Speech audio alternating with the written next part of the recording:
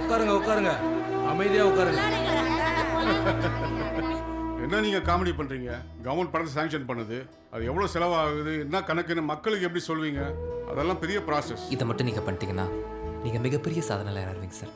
நம்ம மக்கள் மனசில் என்றைக்குமே உங்களுக்கு ஒரு இடம் இருக்கும் சார். இந்த ஐஸ் வைக்கிற வேலையெல்லாம் வேற யார்கிட்டயாவது வச்சுக்கோங்க. நீங்க சொல்ற விஷயம்லாம் நடக்கணும்னா அதுக்கு மேயரோட அப்ரூவல், கார்பரேஷன் கமிஷனரோட அப்ரூவல், ஜோனல் சேர்மனோட அப்ரூவல். அப்பப்பா, சொல்றதுக்கே எவ்வளோ டயர்டா இருக்கு பாருங்க. சார், இவர் பேர் குபேரன். 144, 145, 146 இந்த 3 வார்டுக்கு சேர்த்து ரோடு லைட்டு கான்ட்ராக்டர் சார். இவர் பேர் தனிகாச்சலம், குப்பை மற்ற மேட்டர்லாம் பார்த்துக்கிறாரு. இவர் பேர் புருஷோத்தம, தண்ணி தெய்வம். இவங்கெல்லாம் உங்களுக்கு right hand, back hand, left ஹேண்டுன்னு கரெக்டாக இருப்பாங்க சார். சாருக்கு நான் சொல்கிறது புரியும்னு நினைக்கிறேன். நோகாமையே நொங்கெடுக்கலாம். மிஸ்டர் குபேரன், 145வது வார்டில் மொத்தம் 5 தெரு இருக்குது. 600 மீட்டருக்கு ரோட் போடணும். எந்த மலையிலையும் கரையாத மாதிரி அடுத்த 10 வருஷத்துக்கு ஸ்ட்ராங்காக இருக்கணும். இங்கே ஆக்சுவலாக லைட் கம்பம் மொத்தம் 42 இருக்கணும், ஆனால் இருக்கிறது 27 தான். அதுலேயும் 9 பல்பு எரியல. இனிமேல் காலை 6 மணிலேருந்து 7 மணிக்குள்ளே குப்பையெல்லாம் அள்ளிடணும். ஸ்கூல் பசங்க மற்றவங்களாம் வேலைக்கு கிளம்புறதுக்கு முன்னாடி இந்த வேலையெல்லாம் முடிச்சிடணும். காற்றடிச்சதுன்னா பறக்கிறது மரத்தில் உள்ள இலையாக மட்டும்தான் இருக்கணும், ரோட்டில் உள்ள குப்பையாக இருக்கக்கூடாது. சார், அப்போ புயல் அடிச்சா? புயலே அடித்தாலும் அங்கே பறக்கிறதுக்கு குப்பை இருக்கக்கூடாது. மிஸ்டர் புருஷோத்தமன், வாரத்துக்கு 4 தண்ணி லாரி வரும், ஆனால் 2 தான் அனுப்புறீங்க. இதுக்கு முன்னாடி எப்படின்னு எனக்கு தெரியல, ஆனால் இனிமேல் கரெக்டாக வாரத்துக்கு 4 லாரி தண்ணி வந்துடணும். நான் இப்போ சொன்ன எல்லாத்துக்கும் பட்ஜெட் எவ்வளோன்னு பொறுமையாக ஒர்க் பண்ணிட்டு கொடுங்க. அதுக்கு எதுக்கு சார் ஒர்க் அவுட் பண்ணணும்? எல்லாம் வாய் கணக்கு தான் சார். ரோடு போடுறதுக்கு ஒரு 5 ரூபா வச்சுக்கலாம் சார். உங்களுக்கு, எனக்கு, இந்த பகுதிக்கு சேர்த்து ஒரு 4 வச்சுக்கலாம் சார். அப்புறம் போலீஸ் ஸ்டேஷனு, கார்பரேஷனு, கட்டிங்னு ஒரு 3 வச்சுக்கலாம் சார். மொத்தத்தில் ஒரு 12 தேர்த்திடலாம் சார். அப்புறமா பல்பு 42 ரூபா சார், 80 ரூபான்னு பண்ணிக்கலாம். அதே மீறி வாரம் 4 பல்பு பீஸா போச்சுன்னு மாற்றிக்கலாம் சார். அப்புறமா அப்படி இப்படின்னு கணக்கு பண்ணால் ஒரு 2 வருஷம் மேடம் பண்ணலாம் சார். ஒரு 4 லட்ச ரூபா வரும் சார். ஒரு லோடு 1500 ரூபாய். கான்ட்ராக்ட் ஆளுங்கெல்லாம் பிடிச்சோன்னா 2500 ரூபாயில் முடிச்சிடலாம். இந்த செட்டப்லாம் சேர்ந்து ஒரு 12 லட்சம் வரும். நம்ம 15க்கு முடிச்சிக்கலாம் சார். சார், குப்பைலாம் நம்ம டிசைட் பண்றது தான் சார். இருக்கிற குப்பையை இல்லாத மாதிரி காட்டலாம், இல்லாத குப்பையை இருக்கிற மாதிரி காட்டலாம். எல்லாமே நம்ம செட்டப் தான். இவங்கள மாதிரி நம்ம டிபார்ட்மெண்ட் இல்லை சார். ஈஸியா இதான் பட்ஜெட்னு சொல்லுங்க சார். தனியா 30% குத்துறேன் சார். அப்போ மிஸ்டர் குபேரன், ரோடுக்கு மட்டும் 5, லைட்டுக்கு ஒரு 2. மிஸ்டர் புருஷோத்தமன், உங்களுக்கு ஒரு லோடுக்கு 1500 தான். அதுக்கேற்ற மாதிரி கனெக்ட் பண்ணிக்கங்க. எக்ஸ்ட்ரா ஆற கணக்கை நம்ம அஃபிஷியலாக பார்த்துக்கலாம். குப்பை நான் டிசைட் பண்ணுறதோ நீங்கள் டிசைட் பண்ணுறதோ இல்லை. கவர்மெண்ட் என்ன அமௌண்ட் சாங்ஷன் பண்ணதோ அந்த அமௌண்ட்குள்ளே தான் இந்த ஒர்க்கை முடிக்கணும். இதில் கட்டிங்கே கொடுக்க முடியாது. அப்புறம் எங்களுக்கு என்ன சார் நிற்கும்? நீங்கள் நியாயமாக செலவு பண்ணீங்கன்னா உங்கள் 3 பேருக்கு நியாயமான லாபம் இருக்கும். சார், என்ன சார் காமெடி பண்ணுகிறீங்க? ஏம்பா, என்னப்பா அது இன்னுமா புதுசாக பேசினுக்கிறாரு? இந்த ஏரியாவை 10-15 வருஷமா நாங்க டிசைனா கட்டிக்கிட்டு இருக்கோம். உங்களுக்கு எனக்கு நடுவுல பல பேர் இருக்கானுங்க. அவனுங்கெல்லாம் டென்ஷன் ஆனா என்ன ஆகும் தெரியுமா சார்? நல்லா சம்பாதிங்க சார். செம்ம ஏரியா, டக்குன்னு சாங்ஷன் ஆகும். நான் சொல்கிறது தான் பட்ஜெட். உங்களால் வேலை செய்ய முடியும்னா வேலை செய்யுங்க, இல்லை நான் பார்த்துக்கிறேன். என்ன சொல்கிறீங்க? இன்னும் ஒரு வாரத்தில் நான் என்ன சேஞ்ச் எதிர்பார்க்குறேனோ அது என் கண்ணில் தெரியும். ஏண்டா, அண்ணன் எல்லார் வாயிலையும் கேக் வைக்கிறாரு, என் வாயிலையும் கேக் வைப்பாரா? அது ஆல்ரெடி ஒருத்தன் வச்சிட்டானே. நீங்கள் எல்லாரும் என்னால் தானே ஜெயிச்சிங்க, அப்போ நான் தான் சாப்பிட்ணும். என்ன தோத்தவங்கெல்லாம் வந்திருக்கீங்க? உங்களை தாண்டா புறம்போக்கு பசங்களா? நான் கொடுத்த பணத்தை ஒழுங்காக டிஸ்ட்ரிபியூட் பண்ணியா? ஆமாண்ணே, சொல்லபடியே டிஸ்ட்ரிபியூட் பண்ணியாச்சுண்ணே. ஏய் சொல்லடா. ஆமாண்ணே, பாதி அவங்க மக்களுக்கும் மீதி பொதுமக்களுக்கும் பண்ணி தோத்துட்டாருண்ணே. பொய் சொல்கிறவனோட பலம் எதிரில் நிற்கிறவனுக்கு உண்மை என்னன்னு தெரிகிற வரைக்கும் தான். அவனுக்கு தெரிஞ்சிட்டா உன்னை சில்ற நினச்சிட்டு போய்கிட்டே இருப்பான். எனக்கு ஒரு பர்மிஷன் வேணும். கவுன்சிலரை மட்டும் பண்ண போகிறேன்.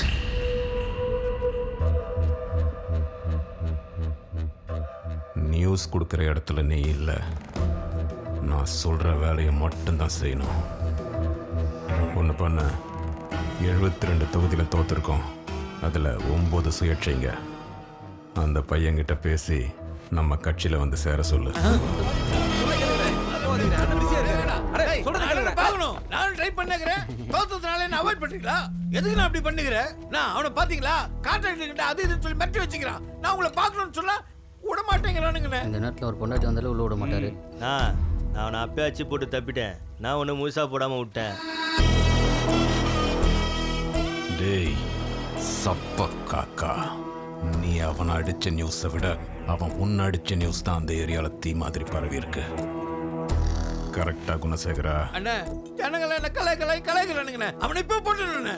நீங்க இப்போ அவனை போட்டீங்கன்னா அந்த ஏரியாவில் ஜென்மத்துக்கும் நீ இல்லை, நம்ம கட்சியோட ஆளுங்க எவனுமே அந்த வார்டில் ஜெயிக்க முடியாது. கவர்னர் இந்த வார்டை பாராட்டி ட்விட்டிங்ல போட்டுதான் பசங்க சொல்றானுங்கண்ணே. ஆமாண்ணே. பயிரெல்லாம் எரியுதுண்ணே, உள்ளுக்குள்ள ஏதோ ஓடுற போல இருக்குதுண்ணே. உனக்கு ஆமாண்ணா எனக்கு அப்படிதான். ஆமாண்ணே. சேம் ஃபீலிங்ண்ணா. பொறாம, அதுக்கு பேர். கரெக்டாக சொன்னீங்கண்ணா. ஏய் கவர்னர் பிளான் எல்லாம் எதிர்கட்சிக்காரங்க போடுற ஐடியா. இன்னொன்னு சொல்லவா, கவர்னரே அவனை பார்க்கறதுக்கு நேர்ல போறாரு.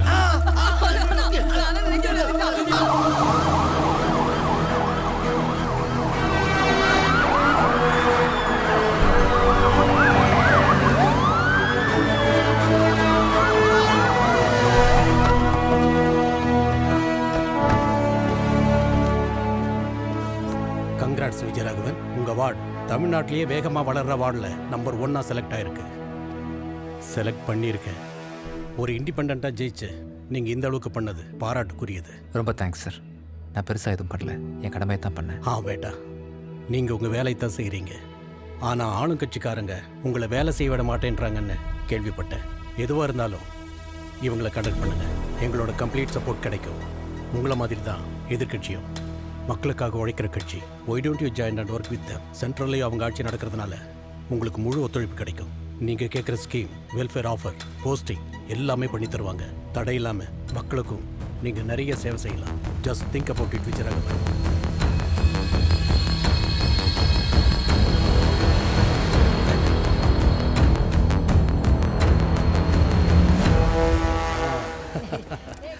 தேங்க்யூ.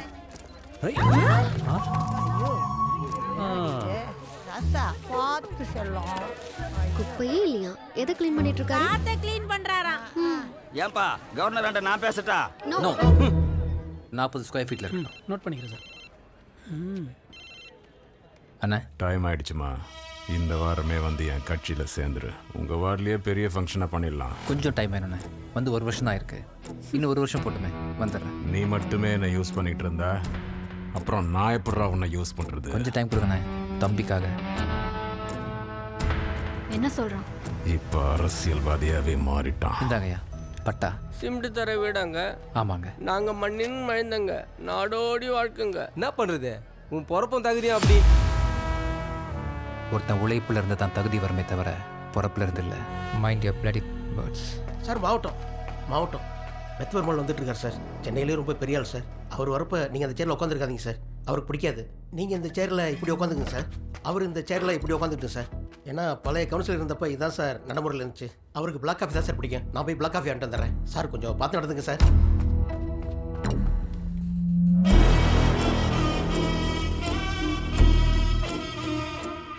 வணக்கம் தம்பி.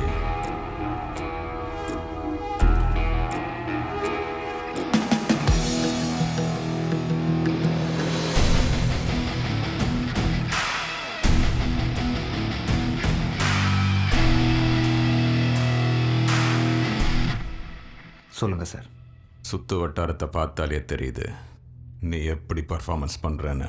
உன்னை யாருக்கும் பிடிக்கல, ஆனால் எனக்கு பிடிச்சிருக்கு. அதனால் நானே வந்திருக்கேன். எங்கள் கட்சி ரொம்ப பெரிய கட்சி, பெரிய நெட்வொர்க், சென்டர் வரைக்கும் பவர் இருக்குது. உலகம் ஃபுல்லாக ஆளுங்க இருக்காங்க. உனக்கு என்ன பண்ணணும்னு தோணுதோ பண்ணு. என்ன பண்ணணும் சார்? இப்போ நீ என்ன பண்ணிட்டு இருக்கியோ அதை ஏன் கூட வந்து பண்ணு. ஏரியாவில் உனக்குன்னு ஒரு பெரிய பொறுப்பு கொடுத்துட்றேன். இல்லை சார், இதே மாதிரி தான் எதிர்கட்சியிலையும் கேட்டாங்க. நான் தனியாக இருக்கும்போதே நினச்சதை சரியாக பண்ண முடியல. நான் உங்கள் கட்சியிலையோ இல்லை எதிர்கட்சியிலையோ சேர்ந்தேன்னா தராசில் உட்காந்துருக்கிற மாதிரி. தராசில் உட்காந்து பார்த்தா தான் தெரியும் தம்பி எது வெயிட்டுன்னு. தராசில் உட்காரது நம்ம வேலை இல்லை. தராசோட ஊசி நுண்ணிலிருந்து மக்களை பார்க்கணும். ஊசி குத்துனா வலிக்க தான் செய்யும், அதை பார்த்தா பேலன்ஸ் பண்ண முடியாது. ஏதாவது ஒரு பக்கத்தில் நின்று தான் ஆகணும் தம்பி. சென்டரில் நிற்கணும்னு இறங்குனீங்கன்னா 2 பக்கமும் நசுக்கிடுவாங்க. உங்கள் கட்சிக்கு எனக்கு வரணும்னா கண்டிப்பாக வருவேன். இன்னும் கொஞ்சம் டைம் கொடுங்கண்ணே. நீங்கள் வந்து கேட்டதுக்கு ரொம்ப நன்றி. சும்மா பிரச்சனை பண்ணுறவனை போட்டு அடிக்கிறதெல்லாம் பிளடி ரோட்டில் இருக்கிறவன் பண்ணுற அரசியல். I don't like it, but unfortunately I do that. இது வரைக்கும் நான் எங்கே போய் என்ன கேட்டாலும் அது உடனேயோ இல்லை கொஞ்சம் நிதானமாகவோ நடந்துடும். ஆனால் நீ 2 கட்டத்தையும் தாண்டிட்ட. ஒன் டைம் முடிய போகுது. சார், ஒரு சின்ன ஹெல்ப் சார். மறுபடியும் என்னடா ஹெல்ப்பு? கார்ப்பரேஷன் ஆஃபீஸில் 1 மாதமாக ரொம்ப ஸ்ட்ரகிள் பண்ணிகிட்ருக்கேன். உங்கள் பவரை கொஞ்சம் யூஸ் பண்ணி வாரத்துக்கு 5 லாரி தண்ணி வாங்கி கொடுத்தீங்கன்னா கொஞ்சம் நல்லா இருக்கும்ண்ணே. சொல்கிறேன் தம்பி. தலைவர் வந்துட்டாரு. அண்ணா என்னண்ணாச்சு? இதுக்கப்புறம் நீ இந்த ஏரியாவில் ஜெயிக்கவே முடியாது. என்ன சொல்ற? எத்தனை வருஷமா நீ இங்கே இருக்க? பிறந்ததுலேருந்து. டேய் தம்பி, என்ன சார்? இவர் யாரு? பழைய கவுன்சிலரு. உங்ககிட்ட ஒரு நம்பர் இருக்கா? போன எலெக்ஷன்ல பார்த்தது, அதுக்கப்புறம் இப்பதான் பாக்குறேன். புது கவுன்சிலர் நம்பரு புரிஞ்சுதா? என்ன தம்பி, எங்கே போகிறீங்க? கிரவுண்டுக்கு ஜிம் எக்யூப்மெண்ட் வந்திருக்கு, செக் பண்ண போகிறேண்ணே. வாங்க, அண்ணன் கார்லேயே ட்ராப் பண்ணிடுறேன். வேணாண்ணே. ஏன்பா? இல்லை, இப்படியே நடந்து போனோம்னா மக்களை பார்க்கலாண்ணே.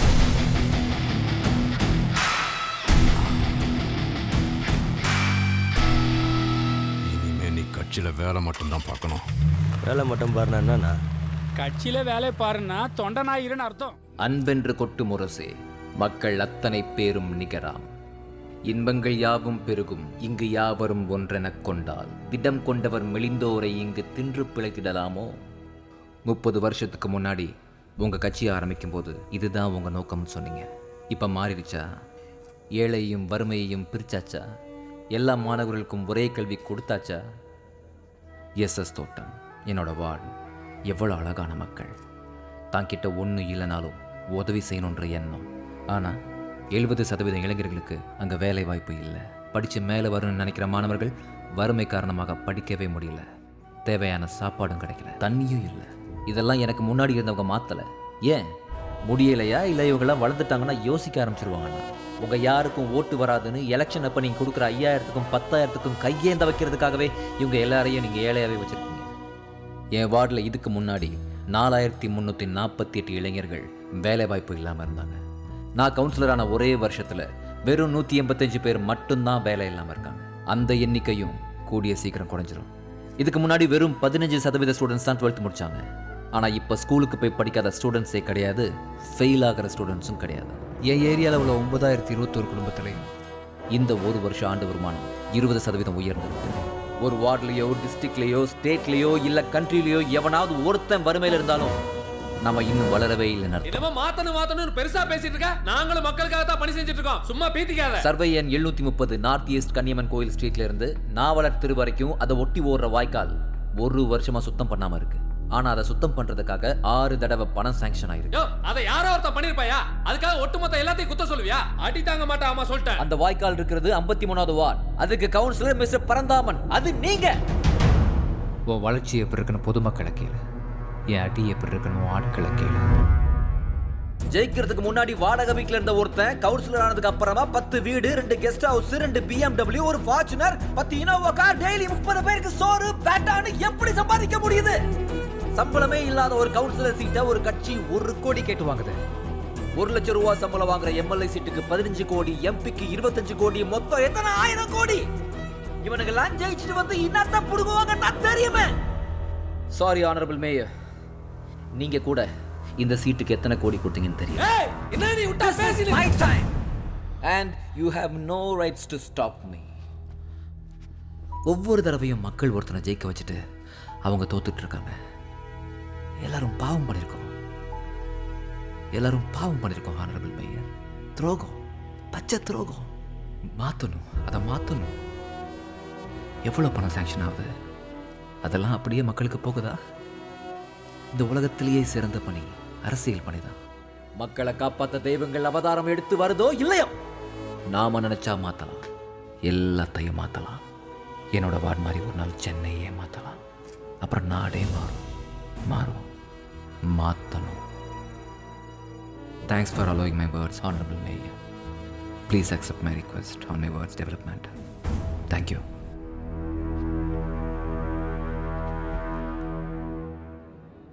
ஏய் ஆனரபிள் மேயர், அவன் இவ்வளோ நேரம் ஆவேசமாக பேசினான்ல? ஆமாம் மேயர். அதெல்லாம் ரெக்கார்ட் ஆகிருக்கும், டெலீட் பண்ணுறேன். Okay mayor.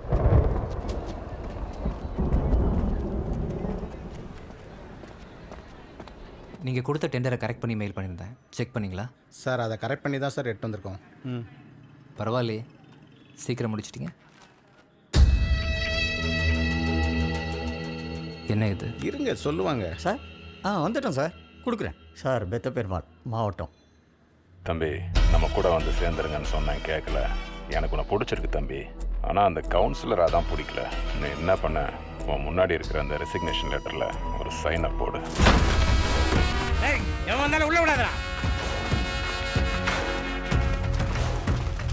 என்ன அருள்மொழி, பெரிய பெரிய இடத்துலேருந்து நான் ஃபோன் வருது. உன் பையனை எங்கே அனுப்பிச்சி வச்ச? கவுன்சிலராக இருக்கானா? சரியான மொக்க வேலைக்காரங்களை வச்சுட்டேன். எரிஞ்சதான் அப்படியே விட்டு வந்துட்டானுங்க. நல்ல வேலைக்காரன் என்ன செய்வான் தெரியுமா? எரிஞ்சதுக்கப்புறம் உசுறு இருக்கா இல்லையான்னு குத்தி பார்ப்பான். அதான் நான் அப்பவே சொன்னேன், அணக்கட்டி பசங்களை வச்சு பண்ணலாம்னு.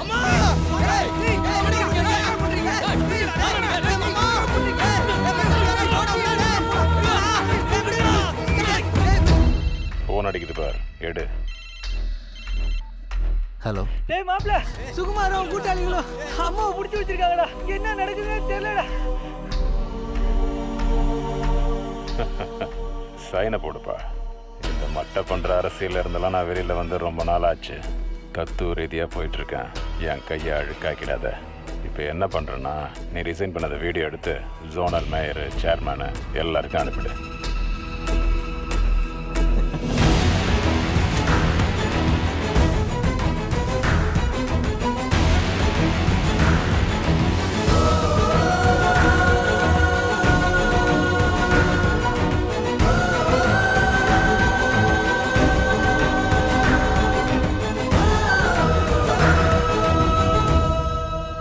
பிறந்து தொலைச்சிட்டேன். சரி, வந்தம்மா ஆம்பளை சொல்கிற வேலையை பார்த்தோமா, காசு சம்பாதிச்சமா இருந்திருந்துன்னா காரை வீட்டில் இருந்திருப்பேன்.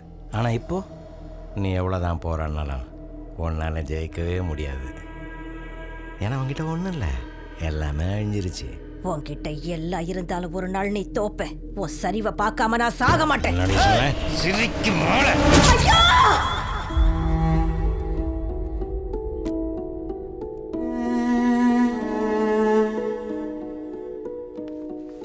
சைனை போடுங்க சார்.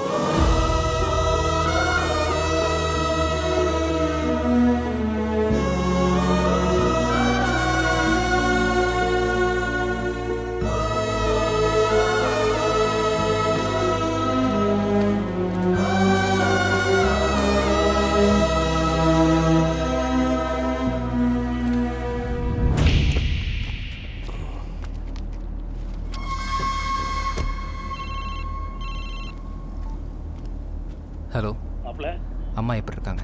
ஒன்றும் இல்லை மாப்பிள்ள, வந்தாங்க மிரட்டினாங்க, நீ ரிசைன் பண்ணிட்டேன்னு சொல்லிட்டு கிளம்பிட்டாங்க மாப்பிள்ள. சரி, அம்மாட்ட ஃபோன் கொடு. கொஞ்ச நேரம் சென்று பேசுறியா? சரிடா, நான் இப்போ கிளம்புறேன். காலைல வந்துடுவேன். சரி மாப்பிள்ள. அம்மாட்ட சொல்லிடு. மச்சான், அம்மா கையை உடைச்சிட்டாங்கடா.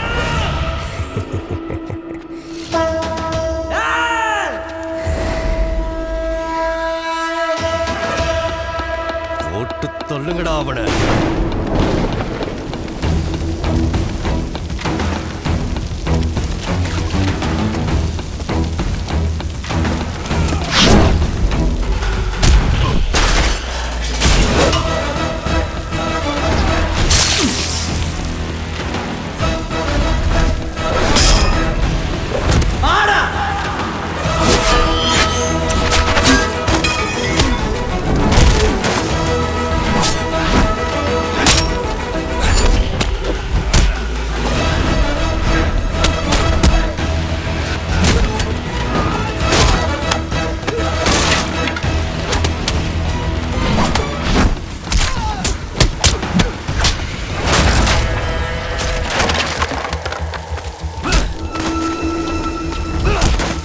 உங்க ஏரியா கவுன்சிலர் ரிசைன் பண்ணிட்டா. இனிமே இங்க நாங்க தான். பயம் போயிடுச்சாடா பசங்களா?